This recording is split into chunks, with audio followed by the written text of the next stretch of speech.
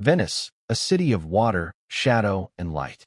Gondolas glide silently through canals as the sun dips below the horizon, turning the sky into a molten mix of crimson and gold. Masked nobles stroll along narrow alleyways, their laughter echoing against the stone walls, blending with the distant tolling of church bells. The city seems alive with beauty, celebration, and a sense of eternal romance. Tourists today may imagine it as timeless, picturesque, even enchanting.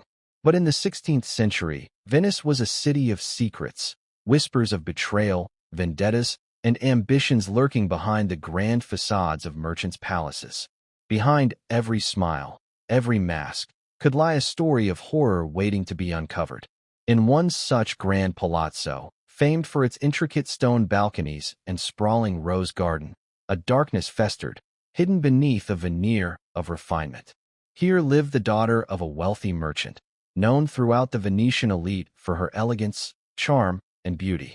She moved through society with effortless grace, attending balls, hosting lavish dinners, and securing the admiration of suitors and neighbors alike. To the outside world, she was the embodiment of Venetian perfection, graceful, intelligent, and poised. But beneath the silks, jewels, and polite conversation, something far more sinister stirred. This young woman harbored a secret darkness, a deadly obsession that would stain the soil of her beloved rose garden with the lives of those she envied most. Her story begins not with a crime, but with an observation. Venice's society, like its canals, had currents invisible to the untrained eye. Every social encounter was a performance, every marriage a strategic alliance, every rival a potential threat. The daughters of powerful merchants were expected to marry well, strengthen family influence, and project an image of propriety and virtue. Yet, behind closed doors, ambition, jealousy, and resentment roamed freely. Our protagonist, though privileged, was acutely aware of her place within this intricate web. She had the beauty and the wit to charm anyone, yet her ambitions were far from satisfied by mere admiration. Each slight, each whispered comparison fueled a growing fury, a desire to dominate the very society that applauded her. The rose garden of her family's villa, meticulously cultivated and renowned for its scent and color, became both her sanctuary and her stage. To the casual visitor, it was a paradise, blooms in every shade imaginable, paths lined with sculpted hedges, fountains trickling serenely in the sunlight.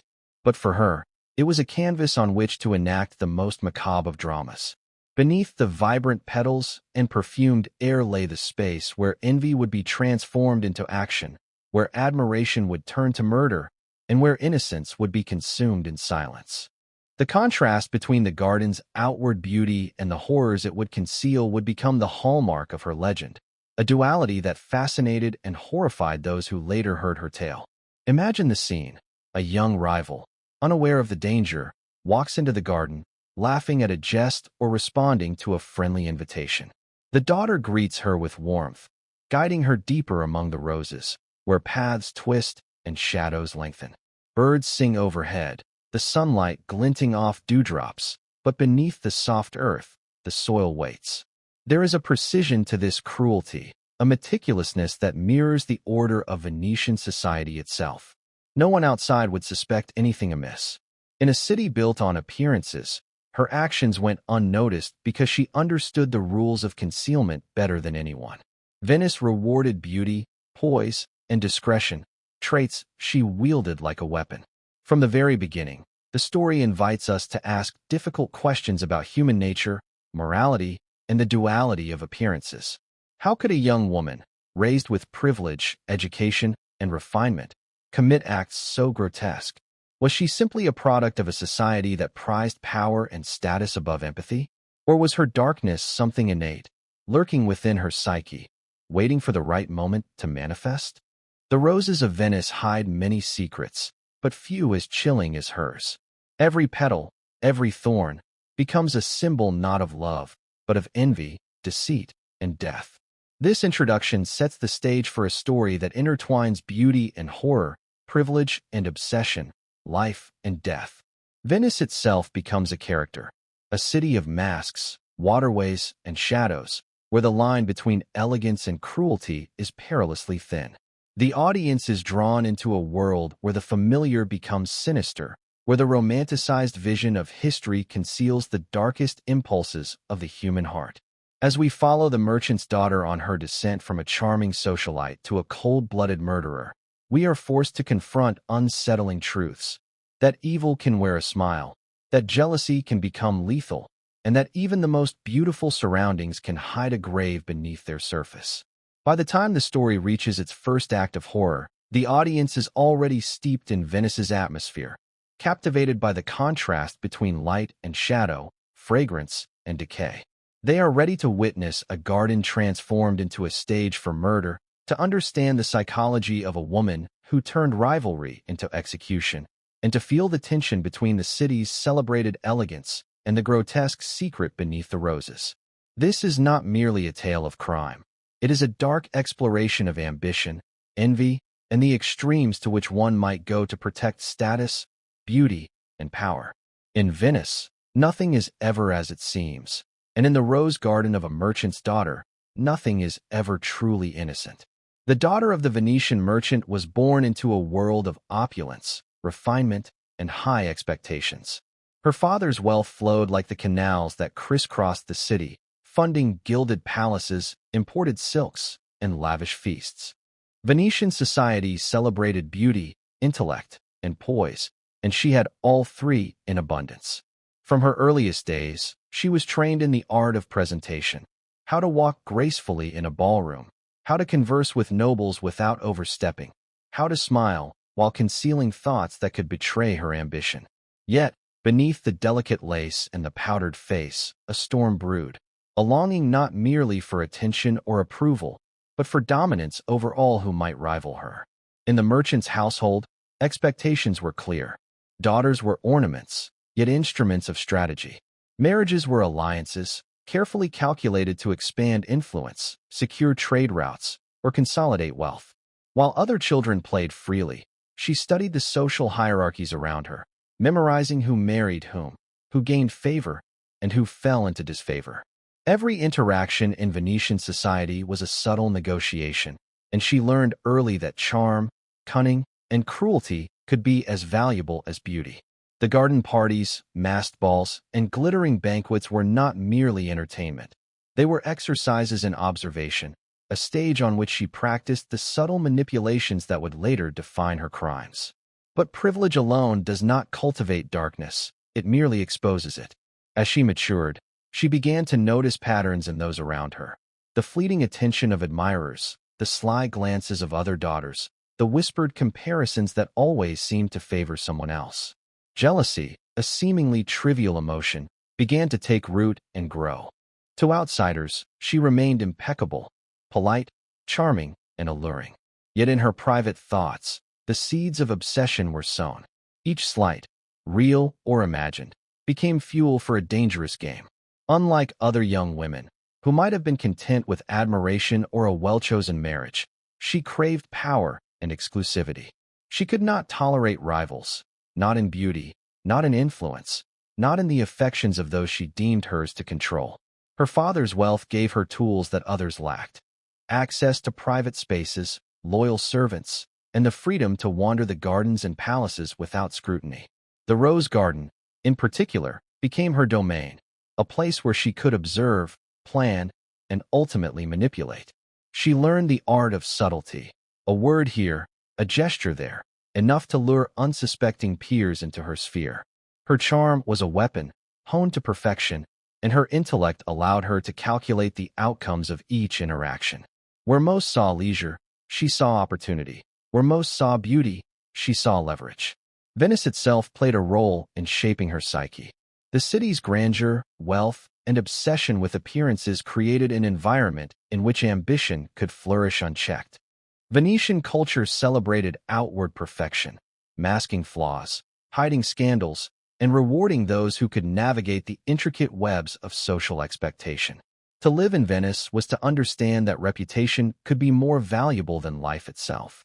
And the daughter, keenly aware of these rules, learned to exploit them.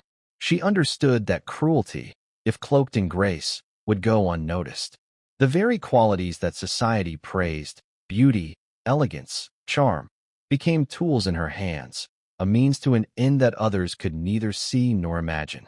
Her social circle was filled with other young women, each beautiful, each ambitious, each a potential threat to her perceived supremacy. Some were rivals in romance, others in status. Some simply drew attention effortlessly and threatened to eclipse her own shine. The emotions she felt toward them were complex: envy, resentment, fear, and a perverse admiration for their qualities that she coveted. But these feelings were not fleeting. They hardened into a calculated obsession. She began to plot, not openly, not with reckless violence, but with meticulous care, imagining scenarios in which her rivals could be removed from the social equation entirely. The dichotomy between her public and private selves became more pronounced as she matured. To Venetian society, she remained the ideal daughter, obedient, beautiful, witty, and poised. Behind closed doors, however, she cultivated a darker identity, a young woman capable of envisioning death, capable of rationalizing acts that no one else could comprehend. Her fascination with control extended to the minutiae of daily life: the order of the garden, the positioning of servants, the timing of social invitations. Each decision became part of a larger strategy, a careful orchestration that would eventually culminate in murder. Yet, she was not merely a figure of cold calculation. Her personality retained warmth and charm when necessary, allowing her to manipulate the perceptions of those around her. She could laugh, flirt, and console, creating an illusion of innocence while her mind worked tirelessly to advance her plans. This duality, the juxtaposition of allure and menace, was what made her so dangerous. Those who fell into her orbit often left unscathed only if they remained oblivious to her darker tendencies. For those who provoked envy, who threatened her control, the consequences would be far more severe. Education and exposure to Venetian culture also played a subtle role in shaping her methodology. In a city rich with art, literature, and philosophy, she absorbed lessons in human nature and morality, learning both inspiration and justification for her actions. Stories of tragic heroines, cunning villains, and moral ambiguity likely informed her strategies, giving her a framework for interpreting her rivals not as human beings, but as obstacles to be removed. In this way, Venice's intellectual and artistic environment became complicit, providing both context and camouflage for the darkness that would manifest beneath the rose garden. For the merchant's daughter, the garden was more than a symbol of her family's wealth. It was a tool, a carefully curated stage upon which she could exercise control over life and death. She understood that a garden of such elegance could lure her rivals into a false sense of security. Here, among the fragrance and the blooms, danger could hide in plain sight. Every visitor was invited to admire the roses, to stroll along the winding paths, to feel embraced by tranquility and beauty. And yet, the same paths led to her carefully prepared traps, deepened earth, hidden pits, and secluded corners where she could isolate her targets from prying eyes. The contrast between beauty and horror, serenity and terror, was deliberate. It mirrored the duality of her own nature. Her methods were subtle and strategic. Invitations to the garden were presented as acts of friendship or curiosity. "Come see my favorite rose in bloom," she would say, or, "I saved a corner of the garden just for you." Such words disarmed her guests, masking intent with charm. Young women of similar age, social status, and ambition, unaware of her growing obsession, accepted these invitations with excitement or curiosity. Few would have suspected that the serene paths they walked were in fact corridors leading toward their demise. By the time they realized the danger, the traps had already been sprung, and the garden's serenity transformed into a stage of horror.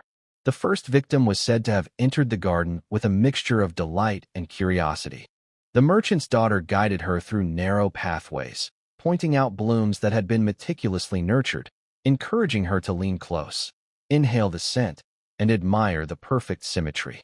The sunlight filtered through the trellises above, creating dappled patterns on the ground, while the visitors' laughter echoed softly against stone walls and hedges. No one else was present. The sounds of Venice were distant and muted. It was in this moment of trust and admiration that the daughter struck, not in sudden violence, but in quiet precision. The soil, prepared and concealed beneath layers of petals, awaited her carefully orchestrated act. Here, in the midst of what appeared to be innocence and beauty, death claimed its first silent witness. Once buried, the garden's outward perfection remained unchanged. The roses continued to bloom, seemingly thriving in their own secluded world. To neighbors, passers-by, and even servants, nothing seemed unusual. The garden remained a sanctuary of tranquility, a place of admiration and gentle delight. But for the daughter, each burial reinforced her sense of power, her control over life and death, and her ability to manipulate appearances. The very earth that nourished the roses became her ally, hiding the evidence of her crimes beneath layers of soil and petals. The contrast between what was visible and what was concealed became a recurring theme, echoing through every act she would later commit.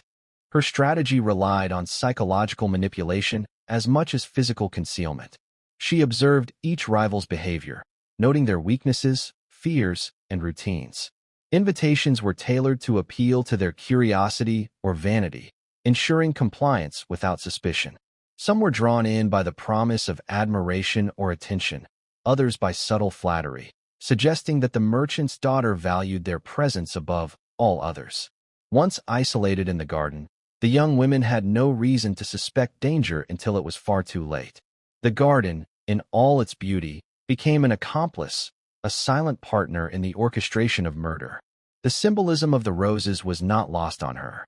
Roses represented love, purity, and beauty, ideals celebrated throughout Venetian culture, yet deeply intertwined with her own ambitions. Each bloom above the buried victims became a macabre marker of her control, a chilling reminder of what lay beneath. There was a perverse poetry to this arrangement, the beauty of life literally overlaying the horror of death, petals hiding secrets, thorns guarding the truth.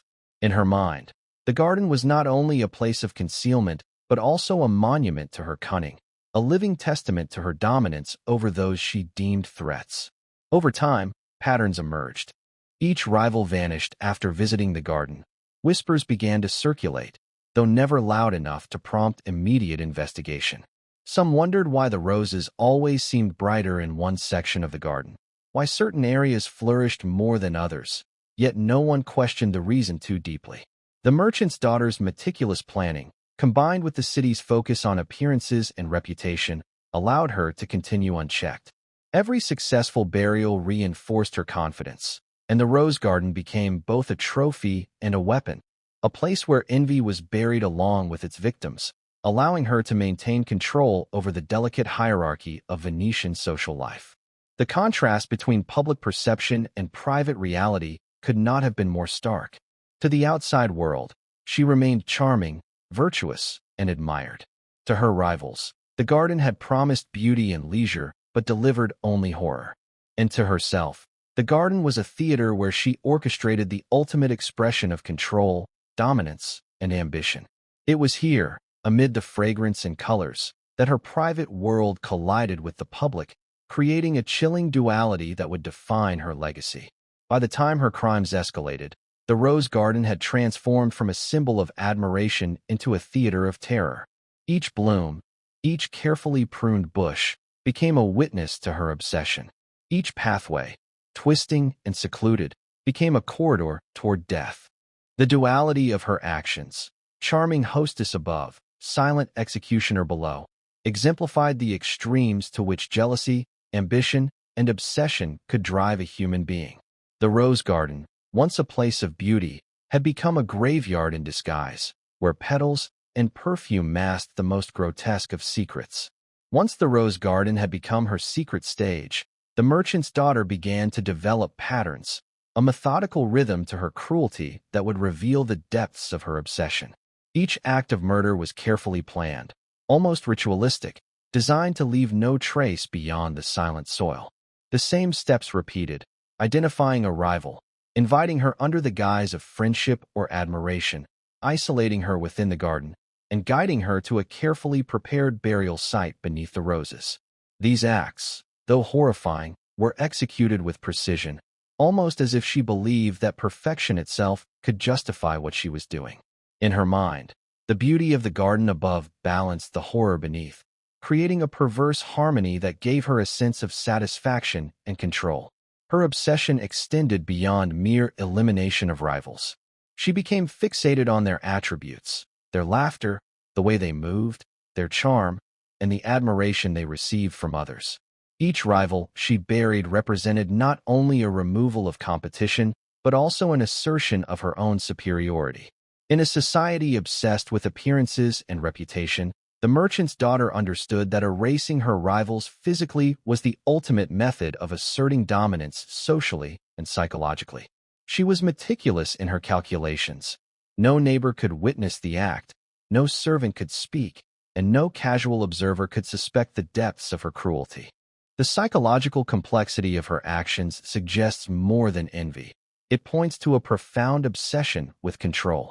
Each murder reinforced her belief that she could manipulate life itself, bending circumstances and human behavior to her will. She tracked patterns of behavior, identified vulnerabilities, and exploited trust with almost scientific precision. Invitations to the garden were never arbitrary. They were timed to coincide with moments of maximum isolation. Paths were chosen carefully, areas of concealment mapped and memorized. The very structure of the rose garden became a tool in her manipulation, its twists and hidden corners serving as corridors to secrecy and death. This pattern of obsession extended to the burial itself. The soil was prepared in advance, compacted and masked so that no hint of disturbance could betray her acts. Each victim was laid to rest in silence, the earth pressed firmly above them, and petals scattered to ensure the garden's beauty remained undisturbed. Her careful attention to detail reveals both her intelligence and the chilling normalcy with which she approached murder. To her, the act was almost ceremonial, a process that blended artistry, planning, and dark satisfaction. The garden, in its outward tranquility, bore witness to the extremes of human obsession hidden behind the guise of beauty and elegance. The silence of her crimes was another crucial element. No screams were heard, no confrontations occurred, no immediate suspicion arose. Neighbors marveled at the flourishing roses, completely unaware that their brilliance was nourished by the lives that lay beneath. In many ways, this silence mirrored Venice itself, a city of canals and shadows, where secrets traveled quietly, and appearances often hid more than they revealed. Her actions were integrated seamlessly into the rhythm of daily life, allowing her to continue without detection. The duality of charm above and murder below created a chilling tension, a quiet horror that only deepened the fascination of those who would later hear of her crimes. Her growing confidence is another striking aspect of this pattern. Each successful act reinforced her belief in her cunning, and each buried rival became a silent affirmation of her mastery. This reinforcement of power likely contributed to the escalation of her obsession. As she grew bolder, her selection of victims became more deliberate, and her methods more refined. The merchant's daughter was not merely acting out of jealousy or anger. She had created a system in which envy, precision, and secrecy merged to form an almost ritualistic process of elimination. Her behavior illustrates a chilling psychological clarity, a mind able to compartmentalize, rationalize, and execute violence without hesitation. Yet, despite this meticulousness, her actions were also driven by emotion, a combination of envy, fear, and a desire for admiration. She observed how others were received, how attention shifted, and how power dynamics played out in Venetian society. Her responses were intensely personal. The loss of attention or perceived superiority to another young woman could trigger premeditated action. Each rival became a symbol not only of her envy, but of her desire to control perception, both in private and in the eyes of society. By removing them, she was reshaping reality itself, bending the world to conform to her will, one silent burial at a time. The symbolism of her murders cannot be overlooked. The roses above each burial acted as a grotesque mask, concealing what lay beneath. In her mind, the flower's beauty validated her actions, almost as if the act of concealment transformed horror into art. Each burial was an exercise in control and deception, a testament to her ability to manipulate both nature and society. The duality of life and death, beauty and horror, secrecy and revelation, is emblematic of her methodical obsession. It is this duality that makes her story resonate with historians and true crime enthusiasts alike. The stark contrast between what is visible and what is hidden, between elegance and murder, between perception and reality. Over time, her actions created a rhythm within the villa and the garden.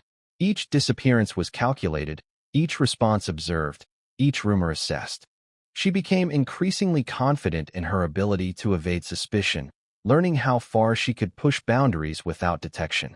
Even minor deviations from her plan were noted and corrected, further illustrating the precision of her methods. Her obsession was both psychological and practical. She was attuned to human behavior, environmental conditions, and social expectations, using each element as a tool to maintain control and conceal her crimes. The pattern of murder in silence reached a point where it was not merely about rivalry, but about assertion of identity. Each act of elimination affirmed her place at the center of her world, a world in which she dictated outcomes and controlled perception. The psychological depth of this obsession provides insight into her character, a mind capable of planning, rationalizing, and executing murder while maintaining the appearance of innocence. The garden, the soil, the roses, and the hidden paths all became extensions of her will, a living testament to the extremes of human envy and ambition.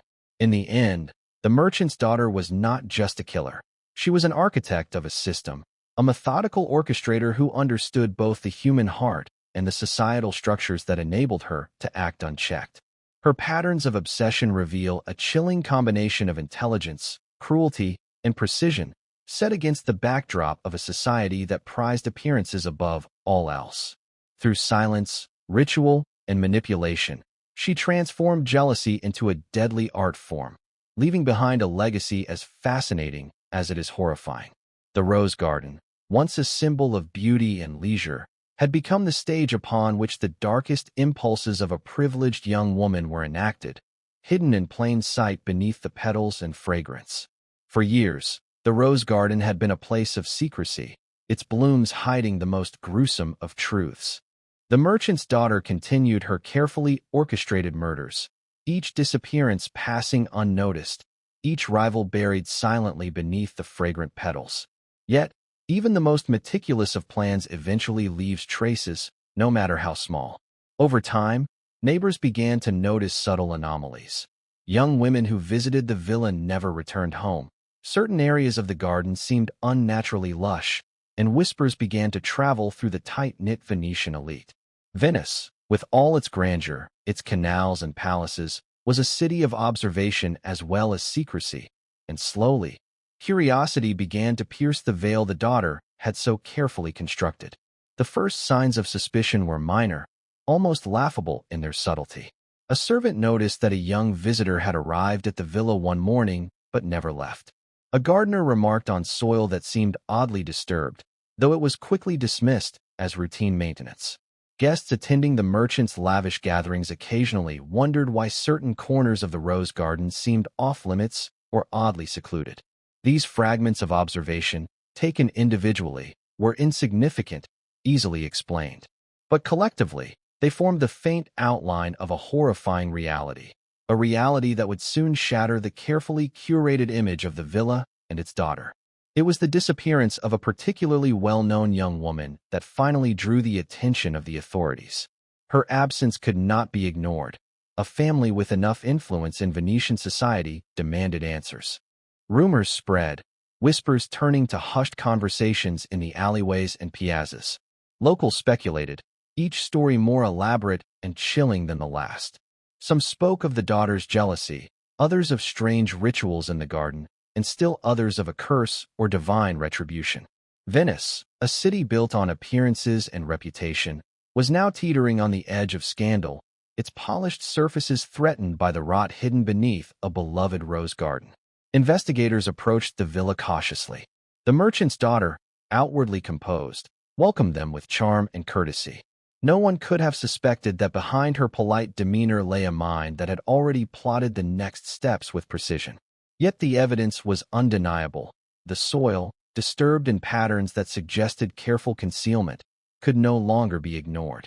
Marble fountains and statues, once symbols of serenity, now seemed like silent witnesses to unimaginable horror.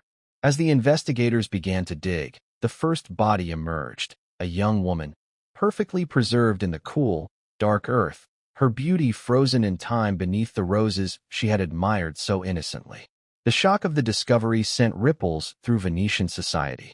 Guests at the villa were horrified, servants whispered in terror, and neighbors could scarcely reconcile the image of the charming merchant's daughter with the executioner revealed beneath the garden. The scale of the crime was staggering. More bodies followed, each buried with the same meticulous care, each hidden beneath layers of soil and petals.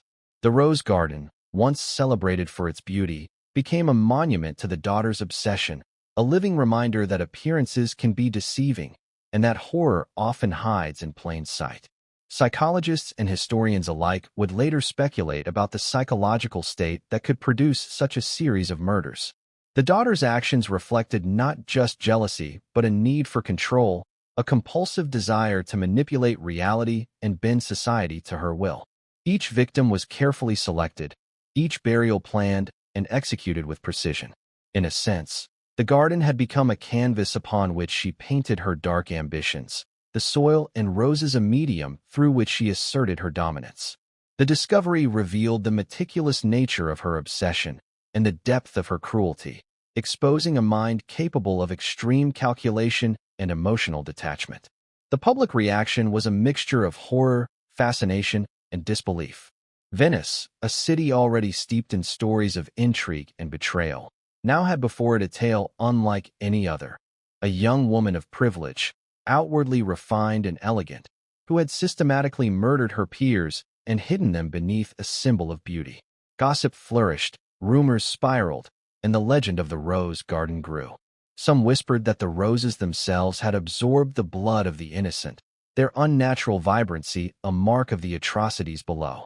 Others speculated on the daughter's motivations, debating whether she had been driven solely by jealousy, by ambition, or by something far darker and more innate. The discovery also forced reflection on the society that allowed such crimes to occur undetected.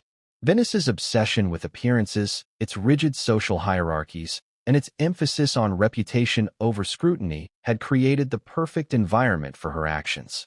The very traits that had enabled her to flourish socially, charm, grace, poise, had masked her cruelty, allowing her to operate in silence for years. The rose garden, a symbol of privilege and refinement, had become both a tool and a shield, concealing what human eyes could not see. In this way, her crimes were not only personal, but also a commentary on the vulnerabilities inherent in Venetian society itself. As investigations continued, the villa and garden became scenes of both horror and fascination. Scholars, chroniclers, and storytellers documented the events with a mixture of awe and dread, ensuring that the tale would endure. The discovery of the buried victims did more than reveal the extent of her obsession. It illuminated the darkness that can lie beneath beauty, the perverse satisfaction of secrecy, and the terrifying potential of human ambition left unchecked. The rose garden, once a place of admiration and leisure, had been transformed into a chilling testament to envy, manipulation, and death. Even centuries later, the story of the merchant's daughter and her rose garden continues to haunt imaginations. Tourists walk the paths of Venice, unknowingly tracing the steps of a young woman whose elegance masked murder. Historians analyze her motives, and true crime enthusiasts marvel at the meticulous planning, the psychological complexity, and the sheer audacity of her crimes. The whispers beneath the soil are no longer literal, but the echoes of her obsession linger, a dark melody entwined with the fragrance of roses, a reminder that beauty can conceal the most horrifying of secrets. By the time her crimes were fully revealed, the silence that had protected her for so long was shattered, replaced with the collective horror and fascination of a city forced to confront the unimaginable. The Rose Garden, a place of charm, leisure, and admiration, had become a symbol of hidden darkness, a stage for ambition turned lethal, for jealousy turned deadly, and for beauty turned into a veil that masked the most grotesque of truths. The revelation of the merchant's daughter's crimes sent shockwaves through Venice. A city accustomed to political intrigue, rivalries, and whispered scandals could scarcely comprehend that such horror had unfolded in plain sight, beneath the very roses that symbolized beauty, refinement, and social prestige. The authorities acted swiftly, though cautiously, knowing the delicacy of the situation. This was not merely a criminal case. It was a scandal that threatened the reputation of one of the city's prominent merchant families. The daughter, outwardly composed, met her arrest with the same poise that had concealed years of murder, smiling with a cold, deliberate charm that unnerved even the most seasoned investigators. Her trial became the focus of Venice, a city eager to reconcile the image of the charming socialite with the reality of the calculating murderer.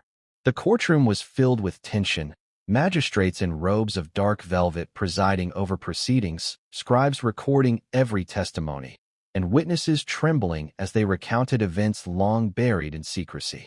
Servants spoke of strange orders, mysterious disappearances, and moments of unease within the villa.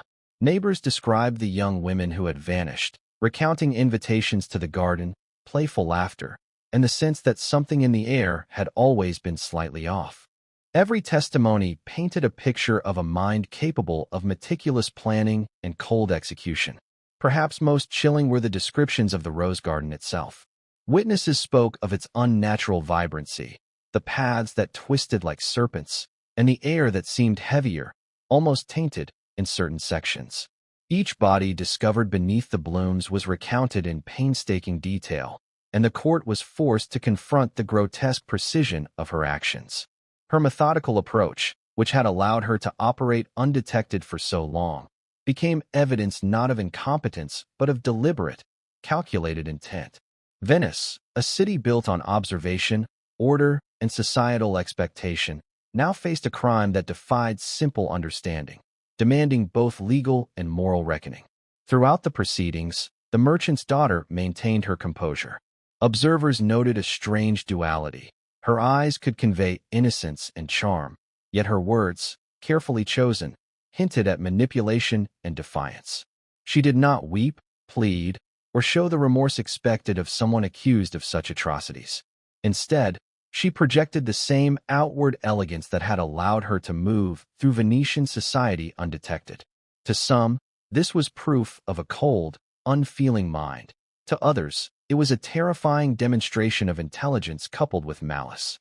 Her demeanor added to the tension in the courtroom, forcing magistrates, witnesses, and spectators alike to confront the unsettling possibility that such evil could be deliberate, calculated, and deeply human. The evidence against her was overwhelming. Testimonies, corroborated by the physical discovery of the bodies beneath the rose garden, left little room for doubt. Yet the trial was more than a legal proceeding. It became a public spectacle, a study in fear, fascination, and societal reflection. Venetian citizens flocked to hear reports, eager to understand how such horror had been concealed beneath beauty for so long. Chroniclers documented every detail, ensuring that the story would not only serve as a record of crime, but as a cautionary tale about the dangers of envy, ambition, and hidden malice. Judgment was inevitable. Venice, a city of rules, morality, and reputation, could not tolerate such a violation of social and moral order. The sentence, though severe, reflected the gravity of her crimes. A combination of imprisonment and lifelong confinement, removing her from society while ensuring that her power and influence could no longer threaten the social hierarchy. Some accounts suggest that elements of public shaming were incorporated into her punishment, reflecting the Venetian belief that scandal, when made visible, could serve as a moral corrective. Others emphasized the symbolic importance of her removal, the end of her reign of terror beneath the rose garden, and the restoration of social balance, at least in theory. The aftermath of her trial left Venice irrevocably altered.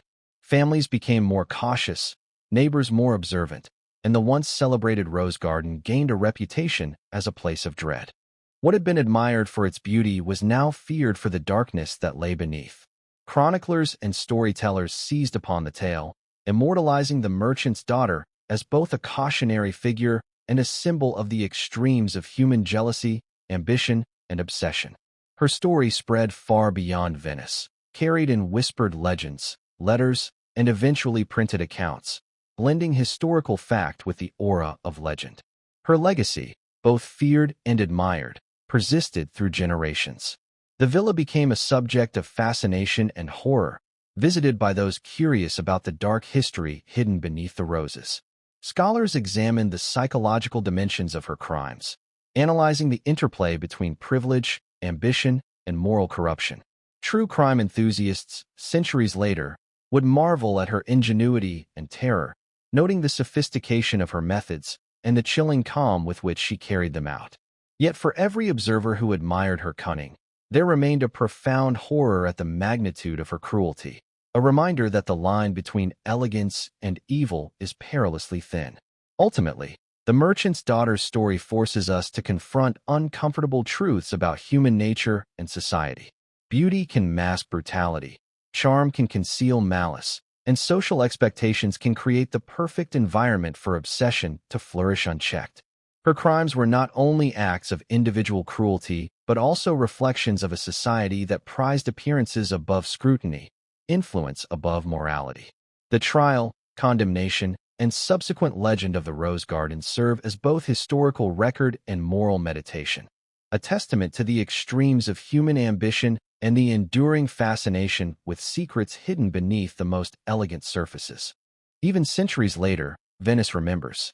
The Rose Garden, though altered by time and cultivation, carries echoes of the horror that once lay beneath its blooms.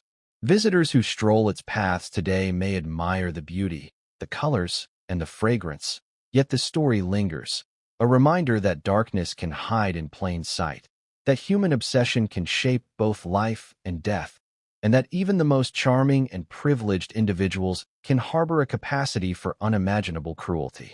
The merchant's daughter remains an enduring figure in the annals of history, a symbol of obsession, a cautionary tale of envy, and a chilling testament to the power of secrecy and control.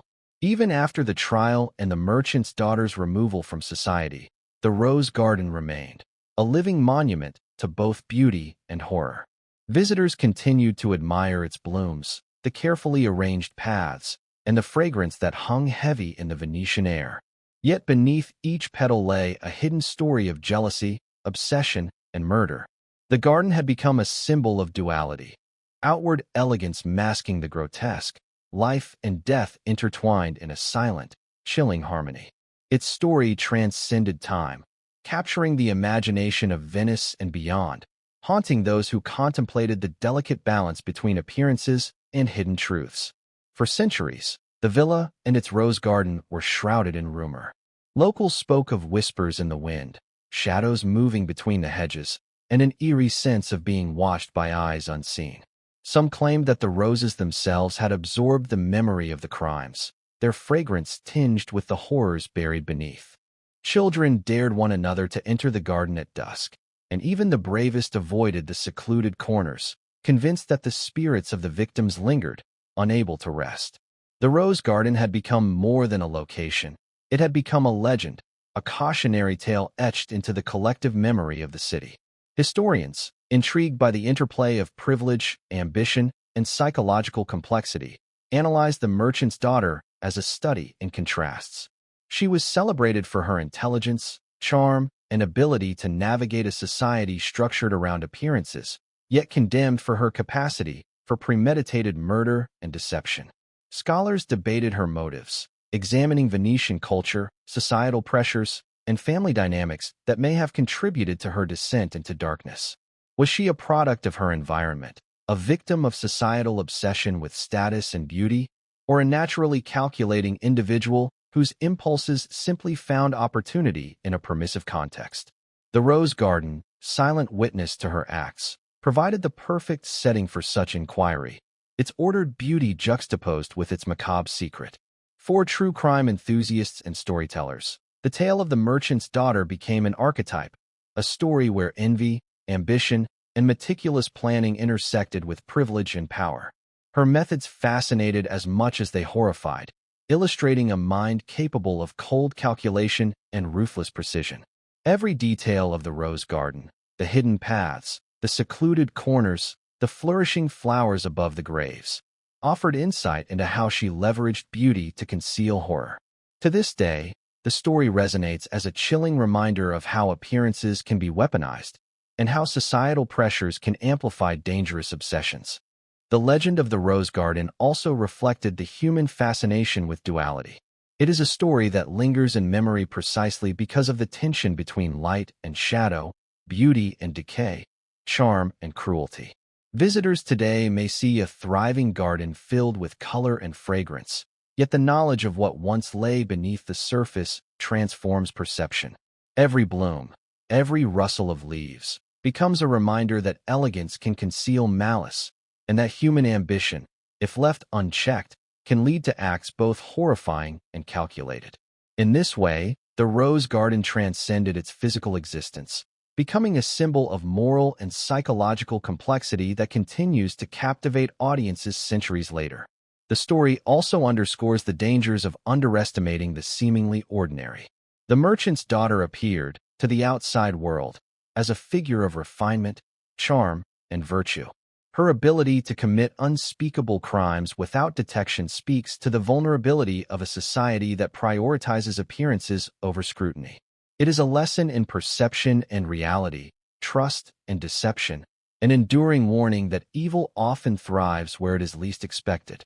The Rose Garden, in its enduring beauty, reminds us that darkness may hide in plain sight, and that the most serene environments can harbor unspeakable secrets. Beyond its historical and psychological significance, the garden's legacy shaped cultural memory.